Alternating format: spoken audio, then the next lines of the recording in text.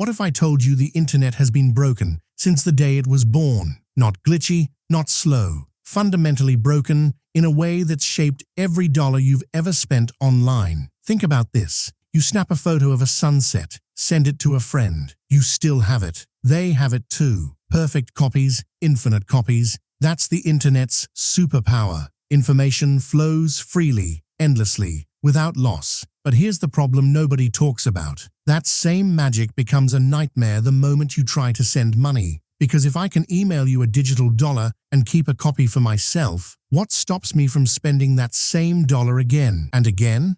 I've just become a counterfeiter without even trying. For decades, this simple reality, this copy-paste curse, made true digital cash impossible. The internet could move cat videos around the world in seconds, but it couldn't move value. Not really. So we built a workaround. Banks, payment processors, middlemen who sit between every transaction, checking balances, approving transfers, making sure no one cheats. It works, sure, but at what cost? We handed over control. We need permission now. We trust strangers not to freeze our accounts, not to get hacked, not to collapse. Then, on Halloween 2008, someone using the name Satoshi Nakamoto published 9 pages that changed everything. The title was simple: Bitcoin, a peer-to-peer electronic cash system. Inside was something the world had never seen, a way to solve the double spend problem without trusting anyone. The answer? Proof of work. Instead of a bank saying your transaction is valid,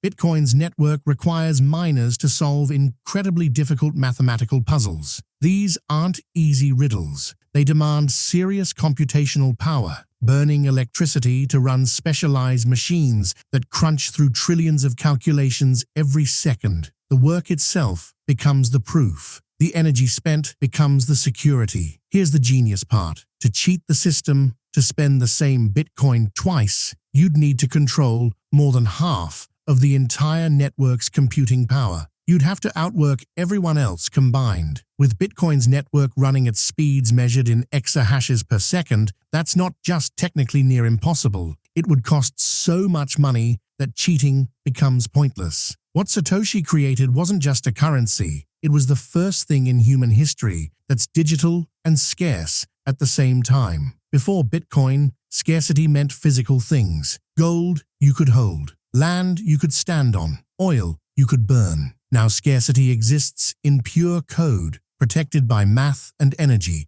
impossible to copy, only possible to transfer. For the first time ever, the internet could move value the way it moves information. Peer-to-peer, no permission needed, no middleman taking a cut or watching over your shoulder. Trust shifted from institutions to mathematics itself. We didn't just patch the internet, we stopped the copy-paste for money and redefined what digital ownership means forever.